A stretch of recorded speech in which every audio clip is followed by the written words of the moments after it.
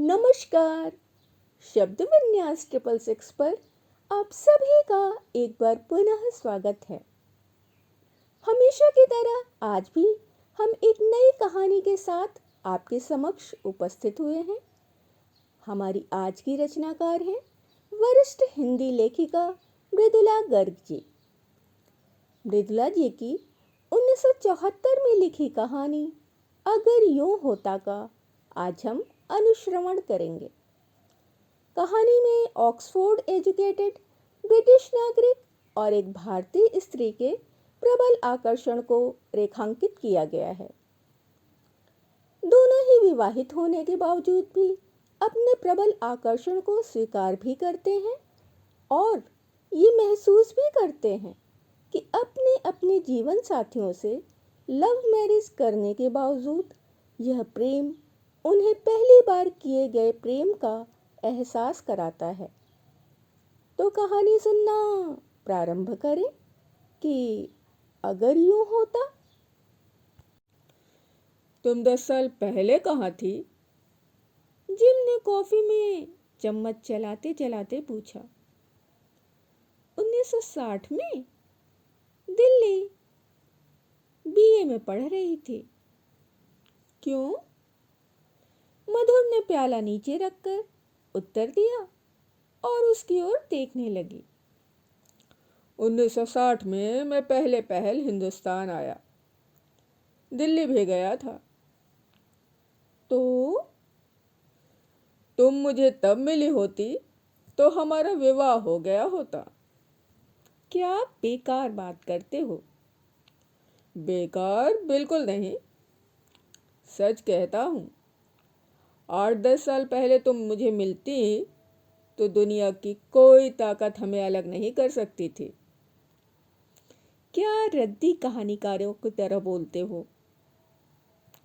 चलो रद्दी सही, पर क्या करूं?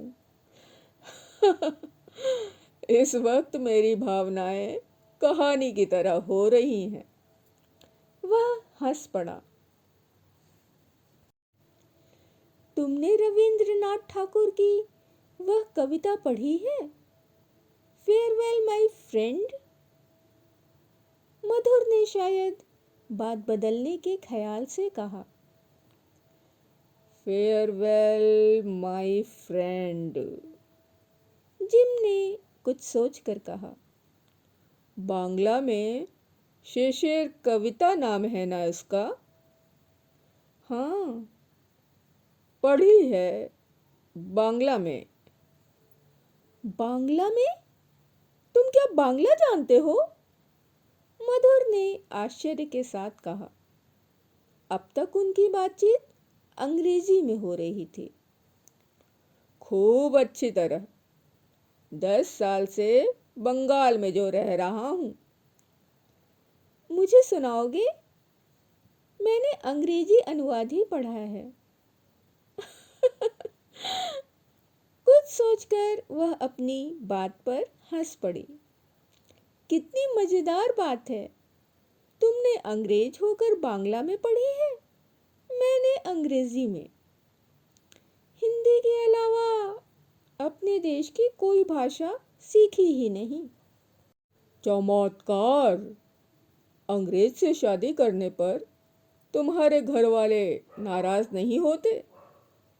फिर बेकार की बात। बोलो भी। होते, बहुत नाराज होते। तो तुम क्या करती? अपने घर वालों से डरती हो? मैं भला क्यों डरूंगी? मैं जिससे प्यार करती उससे विवाह भी करती। मैं किसी से नहीं डरती वरती। तब ठीक है, मैं तुम्हें हनीमून के लिए हांगकांग ले जाता। हांगकांग क्यों?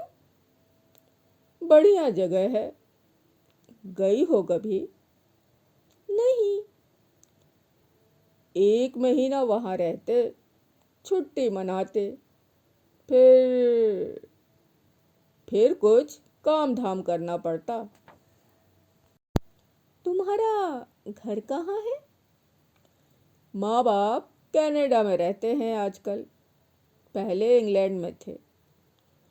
मैं ऑक्सफोर्ड में पढ़ता था और रहता हूँ कलकत्ते में पिछले 10 साल से। तुम्हें मैं पूरे संसार की सैर कराता।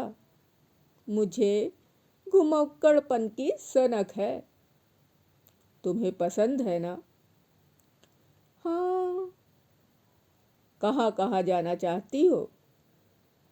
जापान, रोम, पेरिस। बहुत खूब। चीन, ग्रीस, इजिप्ट और टर्की और इंग्लैंड है छोटा सा आइलैंड, पर बहुत सौंदर्य है वहाँ। बहुरंगा सौंदर्य। इतनी छोटी सी जगह में इतना सौंदर्य मैंने और कहीं नहीं देखा। भारत में सब कुछ विशाल है। दूरियां अधिक हैं तो ऊंचाइयां भी। स्त्रियां अधिक सुंदर है और अधिक भावुक भी। उसने कुछ हंसी के स्वर में कहा। फिर बोला, कभी हिंदुस्तान से बाहर गई हो? नहीं, पर मेरे पति अगले साल अमेरिका जाने को कह रहे हैं। और यूरोप? वहाँ भी घूमते घामते। ठीक है, तुम्हारे साथ मेरी डेट पक्की। पेरिस में 10 जनवरी को 4 बजे, बोय में। मधुर जोर से हंसने वाली थी कि उसके मुंह का भाव देख रुक गई। वह एकटक उसकी ओर देख रहा था। भूरी आंखें कुछ नम थीं, साथ ही शैतानी से चमक रही थीं। क्लियोपेट्रा, उसने कहा, तुम क्लियोपेट्रा की तरह हो। उम्र और जानकारी से तुम्हारी ताजगी और विलक्षणता में कोई अंतर नहीं पड़ता। फिर कुछ रुक कर बोला, हमारे बच्चे कितने सुंदर होते। पूरब और पश्चिम का अतुलनीय अद्भुत मिलन। एक लड़की, एकदम कमाल की होती वह। धत, उसने कहा। धत क्या? जानती हो तुम कितनी सुंदर हो। तुम्हारे बाल, तुम्हारे हाथ, मेरे घर के लोग तुम्हें देखते ही मुग्ध हो जाते। और जब तुम्हारे घर के लोग देखते हम एक दूसरे से कितना प्यार करते हैं, तो वे भी नाराज नहीं रहते। मैंने तुमसे कहा है क्या कि मैं तुम्हें प्यार करती या तुमसे विवाह कर लेती? कहा नहीं है तो क्या हुआ? अब करती हो तो तब क्यों नहीं करती? अब करती हूँ? किसने कहा? मैं जानता हूँ और तुम भी जानती हो। हम जीवन में पहली बार प्यार कर रहे हैं, असली प्यार। क्या बकवास है। हम दोनों विवाहित हैं। मैं अपने पति से प्यार करती हूँ और खूब सुखी हूँ। तो मैं अपनी पत्नी से प्यार नहीं करता क्या? यह तुम्हारा ख्याल है नहीं करता? मेरा ऐसा ख्याल क्यों होगा? हम दोनों विवाहित हैं, हमारे बच्चे हैं, हम सुखी हैं। फिर बेकार की बातें क्यों करते हो? हम लोग एक पार्टी में मिले और अब इस नाटक में भाग ले रहे हैं। महीना 15 दिन मिलने से क्या प्यार हो जाता है? हो जाता है या नहीं मैं नहीं जानता, पर हो गया है। शायद हम पिछले जन्म में मिले हों। मैं अब तक पुनर्जन्म में विश्वास नहीं करता था, अब करने लगा हूँ।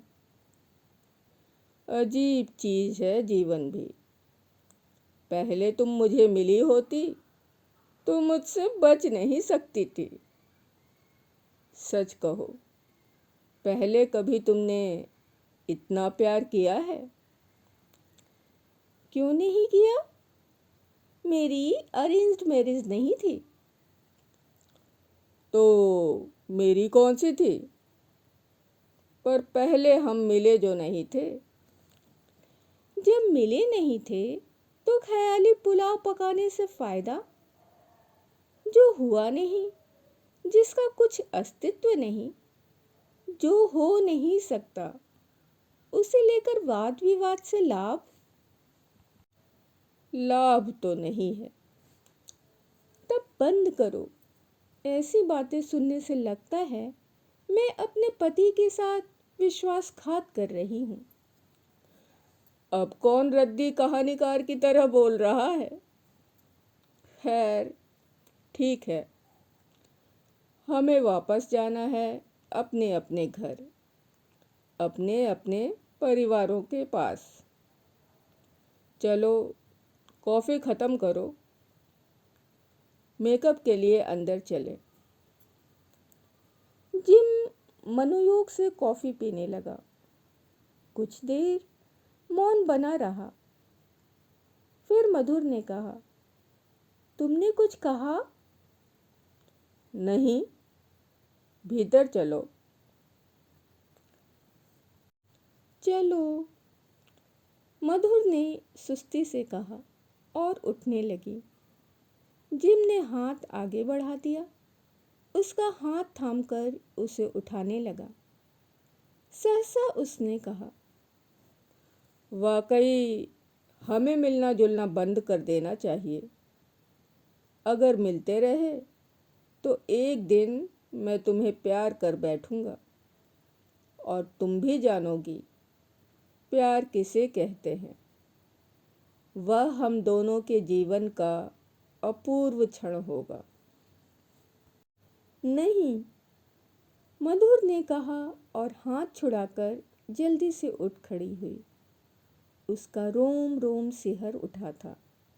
मुंह पर रक्त दौड़ गया था। वह चाहती थी जिम बोलता जाए, पर उसने और कुछ नहीं कहा। दोनों अंदर चले गए। नाटक समाप्त होने पर जिम ने कहा, गुड नाइट। नहीं सुनो, मधुर ने कहा, मुझे घर छोड़ दो। मेरे पति बाहर गए हैं, मुझे लेने नहीं आएंगे। दोनों गाड़ी में बैठ गए। गाड़ी आगे बढ़ने लगी। भीतर बिल्कुल चुप्पी थी। नाटक समाप्त हो गया था। जिम चुपचाप गाड़ी चला रहा था। मधुर देख रही थी। अभी गाड़ी सुनसान पथ से जा रही थी। फिर बाजार आ जाएगा, फिर उसका घर। वह गाड़ी का दरवाजा खोलकर उतर जाएगी। गुड नाइट, गुड बाय, समाप्त। उसने जिम की तरफ देखा। वह सड़क की तरफ देख रहा था। सुनसान पथ पर एक गति से गाड़ी बिना हिचकोले खाए चली जा रही थी। नाटक समाप्त हो गया है। कल से उनके पास मिलने का कोई कारण नहीं बचेगा। गुड नाइट, गुड बाय, समाप्त। जिम, उसने पुकार कर कहा, जैसे वह उसके बराबर में ना होकर कहीं दूर हो। हाँ। गाड़ी रोक दो। गाड़ी रुक गई। आज के बाद तुम मुझे नहीं मिलोगे? नहीं। कभी कभी क्लब में या कहीं और? नहीं, मैं तुमसे अजनबी की तरह नहीं मिल सकता। जिम ने अब उसकी तरफ देखा। जिम, जिम, जाने से पहले मैं तुम्हें प्यार करती हूँ। उसने छलांग लगा दी। जानता हूँ, जिम ने कोमल स्वर में कहा। ओह जिम, मैं यह नहीं सह सकूंगी। जिम जाने से पहले एक बार। मधुर ने उसका हाथ पकड़कर अपने होंठ उसकी हथेली पर रख दिए। नहीं, जिम ने स्नेह से उसके बाल सहलाते हुए कहा। ऐसे नहीं मधुर, मैं तुम्हारा एक चुंबन नहीं लेना चाहता। चाहता हूँ मैं जब चाहूँ, जहाँ चाहूँ तुम्हारा चुंबन ले सकूं। पर हमारे साथ एक भीड़ है, हम अकेले नहीं हो सकते। मधुर ने सिर उठाया तो उसकी आंखों में एक आंसू आ गया। वह पोंछने के लिए हाथ उठा रही थी कि जिम ने अपने होठों से आंसू उठा लिया और धीमे से उसके होठों पर रख दिया। नमकीन सा स्वाद महसूस हुआ कि होंठ हट गए। उसे लगा एक बवंडर उठा था जो बहुत कुछ तहस नहस कर गया।